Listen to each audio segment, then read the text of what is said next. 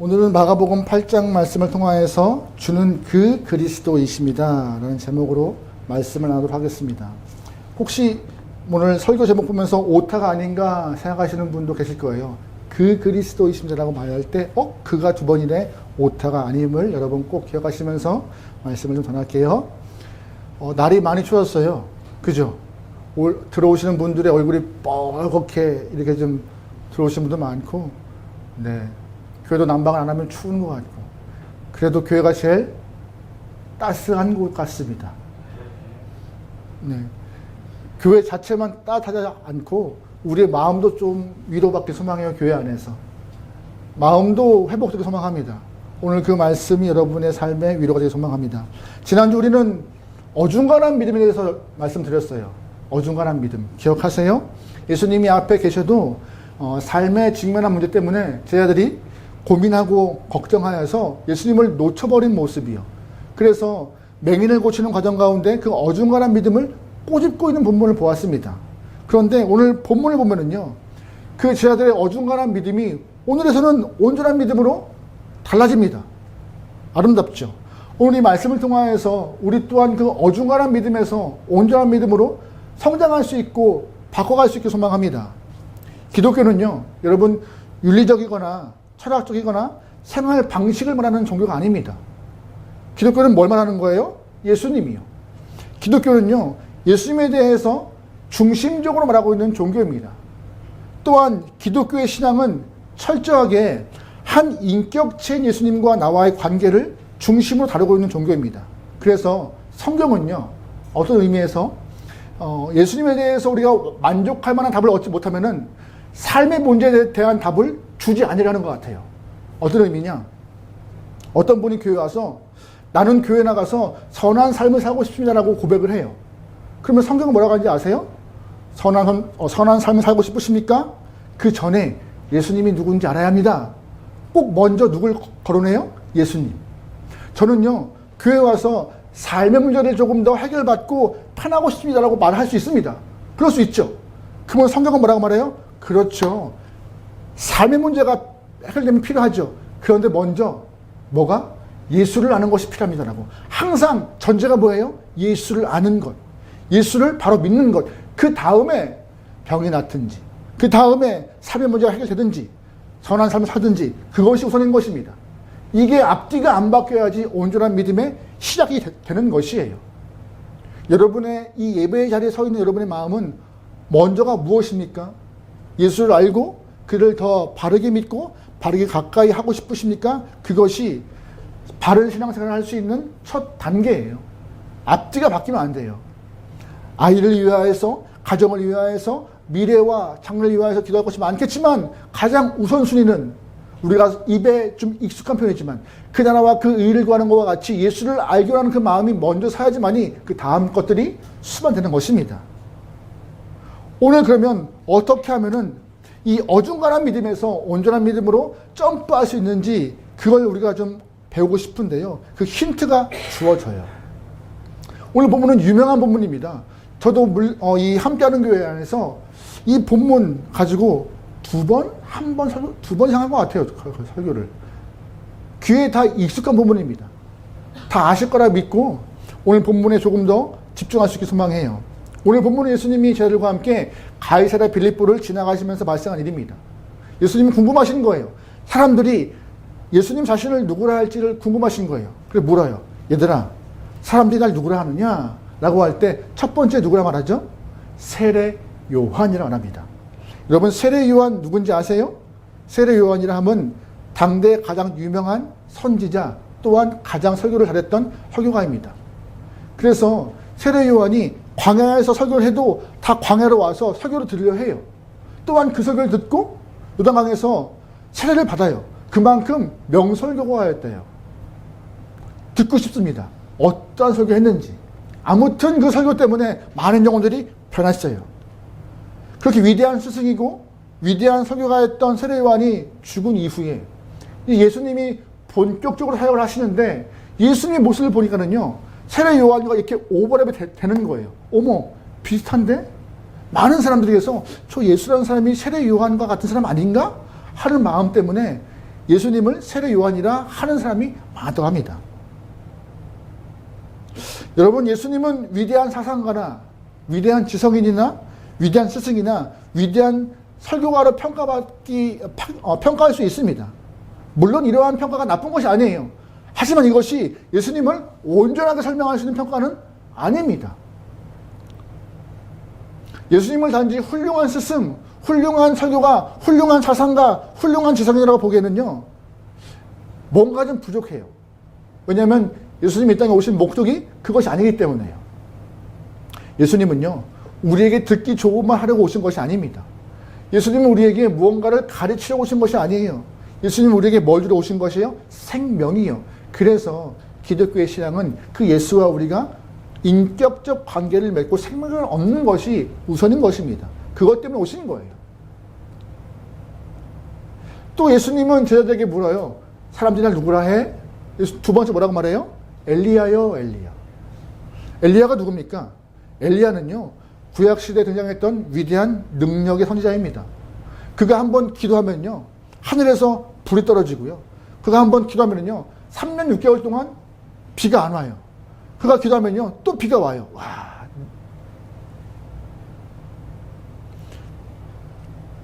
부럽죠? 근데 놀라운 것은 우리도 믿음으로 하면 된다, 이렇게. 우리도. 여러분 한번 기대해 보세요. 믿음으로 한번. 주님. 이렇게 놀라운 일을 행하는 엘리야와 예수님을 비교한 거예요. 왜? 예수님이 사역하시면서 이러한 여러 가지 놀라운 기적들, 이적들, 뭐 병자를 살리고 죽은 자를 일으키시고 사람들을 먹이시는 모습 통하여서 엘리야와 버금가 그 의사인 것 같아 라고 자꾸 엘리야와 비교하는 것이죠. 오늘날 많은 사람들도 예수님을 그저 그렇게 능력 있는 분이라 평가하는 사람들 많아요. 그 평가하는 과정 가운데 그 능력 있는 예수와 내가 친하면은, 가까이 하면은 나 또한 너가 좀 고침받고 나아지고 해결안 받고 좀 좋아지겠네? 기대하는 부분이 많죠. 예수님의 그 함께함을 통하여서 우리가 삶이 변화가 되고 이전과 다른 모습으로 치료받거나 나을 수 있습니다. 무시하는 거 아니에요. 하지만 그 능력 행함을 통하여서 예수님을 다 알 수 있다 없다? 아니다라고 하시는 거예요. 능력 행함만을 가지고 예수님을 100% 알 수 있다? 그건 아니다라고. 왜? 예수님 땅에 오신 목적은 능력을 그냥 행하고자, 능력을 보여주고자 오신 것이 아니기 때문에요. 앞에도 말했지만 예수의 오신 목적은 생명입니다. 생명이요. 또 말씀해요. 얘들아, 날 누구라 하냐? 제자들 말합니다. 세 번째 뭐라고요? 선지자 중에 한 사람이요. 선지자가 누구예요? 선지자라 하면 하나님이 보내시는 사람, 하나님이 특별히 쓰시는 분이라는 의미가 갖고 있는 거예요. 앞에 요한 아니면 엘리야 이거보다 좀 더 나은 평가 같아요. 하나님 쓰시는 분 하는 포괄적인 표현이지만 이 표현 또한 예수님을 다 말할 수 있는, 설명하기에 좀 부족한 그런 단어인 것 같습니다. 예수님은 많은 사람들의 이야기를 통해서 본인이 듣고 싶어하는 답을 얻지 못하신 것 같아요. 그래? 나를 그렇게 봤어? 좀 부족한데? 그러시면서 너무 안타까운 마음에 본인과 오랫동안 같이 있었던 제자들에게 묻습니다. 그럼 너희는 날 누구라 하느냐? 나 봤잖아. 옆에서 같이 먹고 마시고 내 얘기를 듣고 내 행한 걸 다 보았잖아. 너희는 날 누구라 하느냐? 라고 물으십니다. 그때 베드로가 이렇게 말을 해요. 주는 그리스도이십니다라고요. 이게 무슨 말인지 아세요? 그냥 스승 정도가 아니라, 그냥 능력을 행하는 사람 아니라, 그냥 선지자 중에 한 사람이 아니라 주는 이 땅에 오신 하나님의 메시아, 구원자라는 고백을 하고 있는 것입니다. 근데 이게 원문으로 보면은요, 조금 더 정확한 표현을 할 수 있어요. 원문 헬라어 성경을 보면은요, 이런 표현을 해요. 주는 곧 그 그리스도이십니다라고요. 무슨 말이에요? 하나님이 약속하시고 보낼 거라고 선포하신 그 메시아가 바로 당신 그 그리스도님이라고 찍어 말하는 거고. 그냥 그리스도가 아니라 우리가 고대하고 기다리고 바라고 소망했던 그 그리스도가 바로 당신입니다. 그가 빠진 거예요. 그가.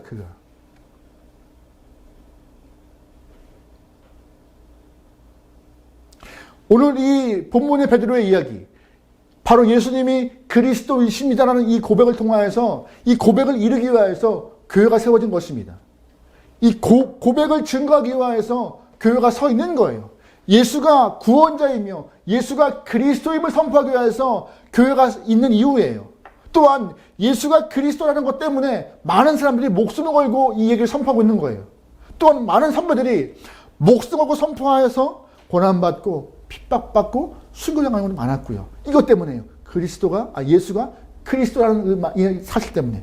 간단한 말이죠. 간단하지만 중요한 진리라는 것입니다. 그 말을 바로 오늘 본문에서 베드로가 하고 있는 것이에요. 진짜 듣고 싶었던 것. 잘 보세요. 방금까지 어중간한 믿음을 갖고 있는 사람들이었어요. 어중간한 믿음. 예수님이 바로 앞에 있어도 예수님을 바라보지 못하고 삶의 문제 때문에 걱정과 고민으로 인하여서 예수님을 놓쳐버린 영혼들이 이제는 바로 예수님을 선포하고 있습니다. 뭐라고요? 예수님, 당신이 그 그리스도이십니다라고. 여러분의 삶의 예수님은 누구세요? 그냥 나의 해결자? 좋은 스승? 아니면 위대한 설교가? 아니요. 우리도 하나님이 약속하신 그 그리스도라고 예수님을 선포하고 고백하는 그런 신앙인의 모습으로 우리의 삶이 주 앞에 점철되어야 할 것입니다. 점점 확고한 믿음으로, 어중간한 믿음에서 100% 온전한 믿음으로 예수의 그리스도를 선포할 수 있는 여러분의 삶이 되기를 주의로 축원합니다. 할렐루야. 그럼 질문 드려보죠. 그리스도가 뭐예요? 그리스도. 그리스도가 무슨 뜻이에요? 예수님의 별명 중에 하나죠. 별명. 무엇이냐? 바로 구원자라는 뜻이에요. 메시아와 같은 뜻이죠. 구원자.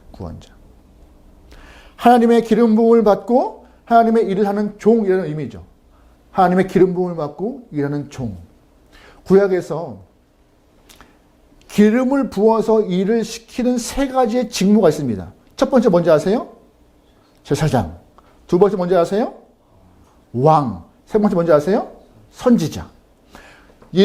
베드로의 고백은 단순히 주는 그 그리스도의 신이라는 걸 넘어서 예수님은 우리에게 제사장이고 왕이고 선지자로서 서 계신 분이라는 고백을 하고 있는 그 뜻인 거예요.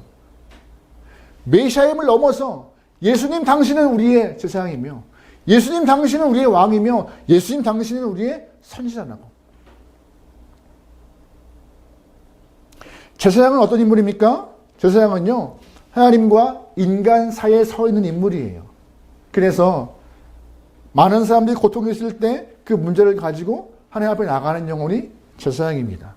또한 사람들이 죄를 해결하기 위하여서 속죄 제사를 드릴 때 하나님과 사람 사이에서 중재자의 역할을 하고 있는 것이 제사장이에요. 만약에 오늘이 구약시대라면 여러분 오실 때에 다 뭐 하나 끌고 오셔야 돼요. 비둘기든 양이든 염소든 소든 뭐 하나 끌고 와야 돼요. 그러면 저는 뭐 해야 돼요? 교회 입구에서 그 제물과 여러분 머리에 손을 얹고 안수하죠. 그러면은 여러분의 죄가 여러분이 끌고 왔던 흠과 티가 없는 그런 제물에게 죄가 전가되어서 제물을 잡는 거예요. 누가 잡아요? 제가요? 저 안 잡아요. 여러분이 잡는 거예요. 내 죄 때문에 이 흠없고 작은 이 제물들이 죽는구나. 제물이 제물을 그냥 아무거나 갖고 오는 것이 아니라 정말 흠이 없고 깨끗한 제물을 갖고 와서 내 죄를 다 전가시켜서 내가 잡는 거예요. 살을 뜨고 각을 떠서. 그럼 제사장은 그 피를 받아서 제단에 뿌리고 불로 태워 제사를 드리는 것입니다. 저 안 잡아요. 여러분이 잡는 거예요. 오해하시는 분들도 있어요. 제사장들이 백정이라고. 아니요. 여러분의 죄 때문에 한 동물이 죽어나가는 걸 보는 거예요. 나 때문에 죽어나가는 거예요. 동물이 가만히 있겠어요? 뭐 마취총을 훅 쏴가지고 계속 이렇게 잡겠어요? 아니죠. 다리 묶고 그냥 잡아요. 이렇게. 생으로. 울부짖죠. 그걸 보는 거예요. 죄에 대한 죄에 대한 그 징벌이 얼마나 무서운지. 그러니까 죄 짓지 마. 죄 지으면 안 돼라고. 그런데 이스라엘 사람들이 계속 이 일을 하고 있는 거예요. 제물을 갖고 와서 안수를 받고 죄 전가를 이루고 제물을 드리는 모습에. 근데 계속 제물을 드려도 내 죄가 정말 말갛게 찢겨지지 않으니까는 계속 계속 메시아를 기다리는 거예요. 하나님이 약속한 그 메시아, 그가 와야지만이, 온전한 제사장이 와야지만이 우리의 이 짐승을 잡는 일을 끝낼 것 같은데 언제 오시나? 언제 오시나? 오늘 본문에서 우리의 죄를 대신 짊어지고 대신 죽을 만한 진정한 제사장, 메시아 구원자가 바로 예수라고 베드로가 고백하는 것입니다. 예수님, 당신은요 그리스도이십니다. 우리의 죄를 대신 짊어지고 대신 죽으실 하나님의 어린 양이라고. 정말 예수님이 듣고 싶어하는 고백을 베드로가 한 거예요. 예수님은 그런 분이세요. 예수님의 그리스도 되심은 그런 분이세요. 우리의 죄 때문에 오신 분. 또한 그리스도가 어떤 의미예요? 기름 부음으로 받은 그 직무를 감당하기 위해서 왕의 역할을 행하시는 분이세요. 왕이요, 왕. 구약 성경을 보면은요, 왕들은 권세를 가지고 원수를 멸하고 나라를 확장시키는 일을 합니다. 예수님도 마찬가지예요. 이 땅에 왕으로 오신 예수님께서는 하나님의 권세를 갖고 원수 마귀를 꺾으시고 이 땅에서 하나님 나라를 확장시키시는 일을 감당하시기 위해 오신 것입니다. 주님의 일을 위하여서요. 그러다 보니 예수님이 우리의 왕이 되셔서 우리의 주인 되신 분인데 자꾸 인간들이 어디에 속해 있어요? 이 땅에 속해 있고 하단막에 속해 있자 아니야 내 거야 라고 하면서 다시금 데려오시는 것이에요. 내 거니까는. 어둠에 있는 영혼들을 들어서 빛으로 오시는 것이고 죽음에 있는 영혼을 들어서 생명으로 옮기시는 것이 예수의 사명이라고. 왕의 임무라고. 주인의 임무라고. 요한에서 3장 말씀에 이런 표현이 있습니다. 같이 읽어볼게요. 시작. 죄 짓는 자는 마귀에 속하나니 마귀는 처음부터 범죄함이라 하나님의 아들이 나타나신 것은 마귀의 일을 멸하려 하시리라. 아멘. 하나님의 아들이 나타나신 것은 무엇 때문에요? 마귀의 일을 멸하기 위하여서 죽음으로 끌어당기고 어둠으로 끌어당기는 그 마귀의 힘을 하나님이 보내신 예수님을 통하여서 얘네 우리 거야 내 거야 하시면서 들어 옮기시는 일, 그 일을 예수가 담당하신 것입니다. 왕이니까는요. 주인이니까는요. 그래서 우리가 진짜 올바른 신앙을 통하여서 주 앞에 가기 위해서 이런 고백이 필요해요. 하나님, 주님이 우리의 왕이시고 그리스도이시고 우리의 임금이십니다. 그러면 신하인 우리들은, 백성인 우리들은 어떻게 해야 돼요? 그 말에 순종하고 쫓아가는 것밖에 없어요. 그래서 또한 예수님은 기름 부으심을 통하여서 제사장의 임무도 왕의 임무도 행하셨습니다. 마지막 하나의 임무가 더 있어요. 기름 부음 때문에. 어떤 거죠? 선지자요. 선지자가 뭐예요? 하나님의 말씀을, 하나님의 뜻을 백성에게 선포하는 자예요. 하나님의 길이 여기 있습니다. 하나님의 뜻이 여기 있습니다. 하고 계속 선포하는 자예요. 선포하는 자. 이쪽이 아니고요. 이쪽입니다. 저쪽으로 가세요. 하는. 예수님이 그리스도라는 말은 바로 하나님을 예수님이 그리스도라는 말은 바로 선지자의 사역을 통하여서 주님의 뜻을 선포하고 주님께 갈 길을 인도할 것입니다. 여러분 그거 아세요? 요한복음 말씀 보면은 내가 곧 길이요 진리니 나로 말미암지 않고는 하나님 앞에 갈 수 있다 없다? 없다. 길을 제시하는 거예요. 선지자니까. 내가 곧 길이야. 그래서 여러분 예수님 만나고 싶으면 딴 데 가지 마세요. 어디에 가면 돼요? 그 가서 말씀 보시고 부르시면 돼요. 하나님 보고 싶으시면 예수님 나 진짜 하나님 보고 싶어요. 그러면 하나님이 그 음성 듣고 짠 나타나실 것입니다. 할렐루야. 오 진짜 아멘 하시네. 그럼 좋겠어요. 아마 그럼 우리에게 짠 나타나는 것보다 확신 주시고 확신. 아 그렇지. 내가 너와 함께 하고 너와 함께 있으며 변치 않게 너의 안에 너를 이끄는 왕임을 주님이 확인시키실 것입니다. 믿음으로 기도하세요. 우리에게는 길이 딱 하나예요. 오직 한 길. 예수밖에 없습니다. 그래서 기도도 다른 이름 많지만 누구 이름만 기도하는 거예요? 예수 이름으로만. 여러분 혹여나 절 너무나 신뢰하고 절 너무나 귀하게 여기셔서 목사님의 이름으로 기도합니다고 아무리 뱅을 외쳐보세요. 그 기도 씨알도 안 맥혀요. 누구 이름 빌리는 거예요? 예수 이름이요. 왜? 오직 한 길이니까는요. 그것 때문에 오시는 거예요. 내가 곧 길이다. 누구에게 갈 길? 아버지에게 갈 길. 내가 곧 생명으로 갈 길 그 한 길밖에 없더라고요. 성경에는요, 그 어떤 누구에게, 어느 제사장들에게 당신은 그리스도라고 하는 적이 없어요. 성경은요, 어느 왕이나 어느 제사장들에게 당신은 그리스도라고 말한 적이 없어요. 아무리 위대한 다윗에게도 당신은 그리스도라고 말한 적 없어요. 아론에게도 당신이 그리스도라고 말한 적이 없어요. 오직 제사장과 왕과 선자의 일을 완벽히 감당했던 예수만을 향하여서 그리스도라고 말해요. 우리는요, 행복한 거예요. 이분 한 분만 믿으면 되는 거니까요. 위대한 왕이시며, 위대한 제사장이며, 위대한 우리에게 임금이시며, 선지자로서 서 있는 그분. 우리가 예수님을 그리스도로 만났다는 것은요, 예수의 십자가의 보혈로 우리가 죄사함 받고 마귀의 손에서 해방함을 얻어 영원한 심판에서 구원받은 영혼이라는 것을 말하고 있는 것입니다. 여러분, 그래서 그리스도를 만난 영혼들 뭐라고 말해요? 그리스도인이요. 그리스도인. 여러분, 그리스도인이십니까? 교회에 속한 자를 교인이라 해요. 성도라 해요. 하지만 예수가 그리스도임을 믿고 그리스도이심을 믿어서 그와 만난 영혼을 뭐라고 해요? 그리스도인이요. 교회에 10년, 20년 다녔다고 그리스도인인 거 아닙니다. 교인 될 수는 있어요. 하지만 진짜 그리스도인은 오늘 본문의 베드로와 고백같이 예수가 그리스도심을 믿고 신뢰하며 고백하는 영혼을 그리스도인이라 하는 거예요. 여러분이 그리스도인 되시기 소망합니다. 여러분이 그리스도인 되셔야 해요. 예수님, 당신은 나의 제사장이며 나의 임금이시며 나의 선지자라고. 한 번 더 여쭤보죠. 여러분은 진정한 그리스도인이십니까? 할렐루야.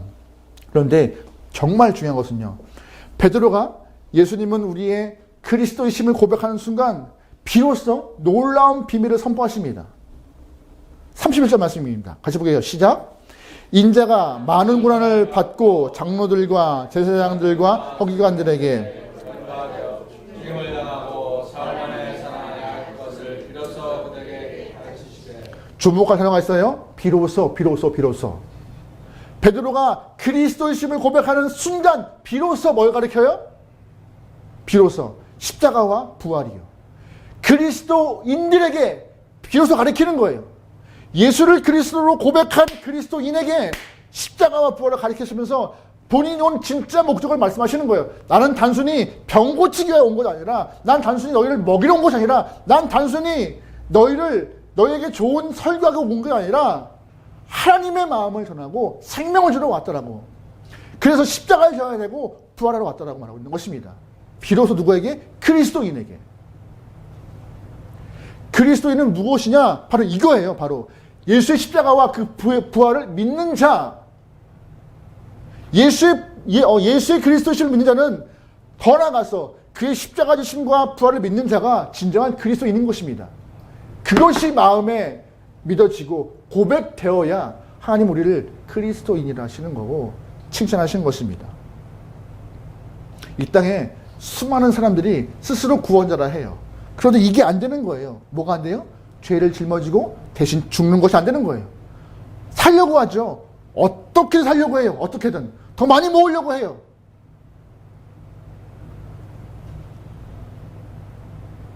또 하나, 진짜 구원자라면요, 대신 죽어서 뭘 해야 돼요? 부활해야 돼요. 부활할 수 있습니까? 궁금합니다. 그 많은 구원자가 말씀드렸나요? 이 땅에 대한민국 안에 예수라고 자칭하는 사람이 많다고. 저는 자칭하지 않습니다. 저는 안 해요. 저는 절대 안 그래요. 네, 저는 절대 안 그래요. 네.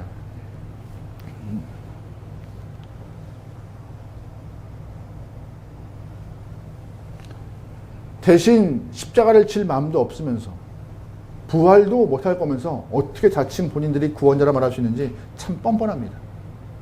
근데 오직 하나, 그리스도인들은 그걸 믿는 거예요. 누구를 통하여서? 예수님을 통하여서.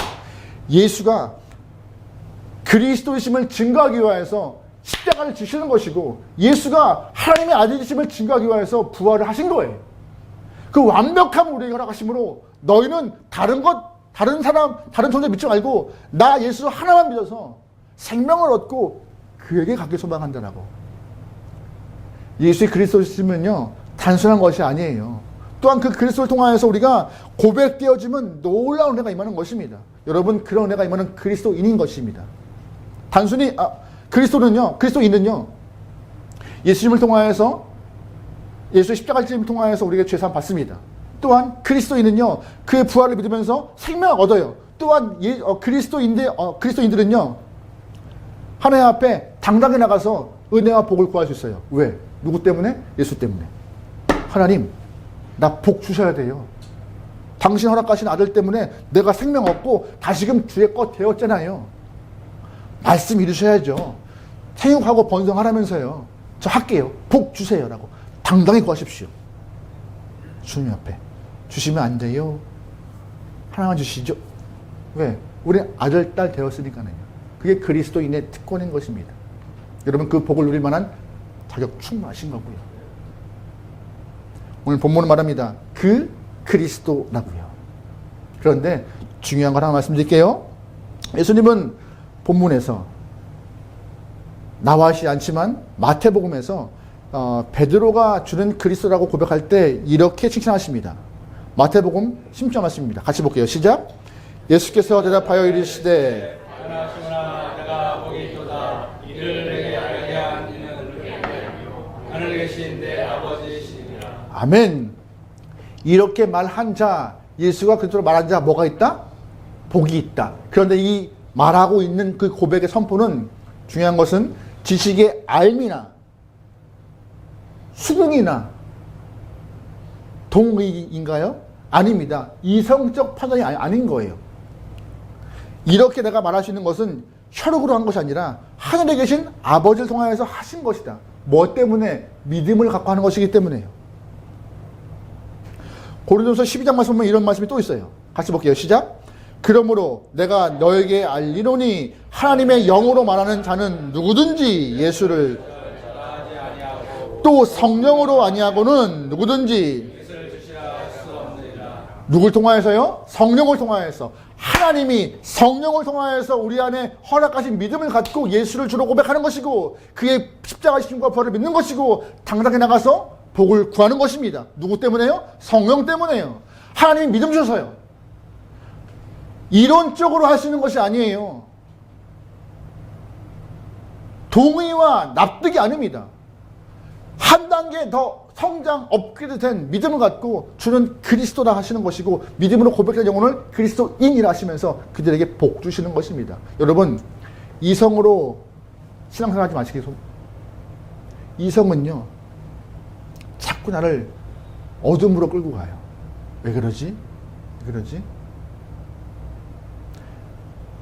믿음으로 반응하시고 믿음으로 보십시오. 혹시 여러분 이 안에 계신 분들 혹시 예수님을 그리스도라 믿으십니까?